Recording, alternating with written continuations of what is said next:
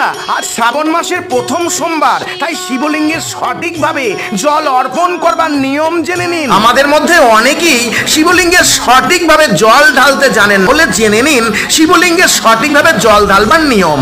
বেশিরভাগ বাবা মহাদেবের ভক্তই জল নিয়ে এসে সোজা শিবলিঙ্গে ঢেলে দেন, কিন্তু শিবলিঙ্গের দুই চরণ ভাগের মধ্যে প্রথম চরণে গণেশ দেব বিরাজমান থাকেন আর অন্য চরণে কার্তিক বিরাজমান থাকেন। শিবলিঙ্গ রাখা থাকে তা মাতা পার্বতীর হাত, মধ্যখানের মোটা রেখাটি হলো অশোক সুন্দরী স্থান।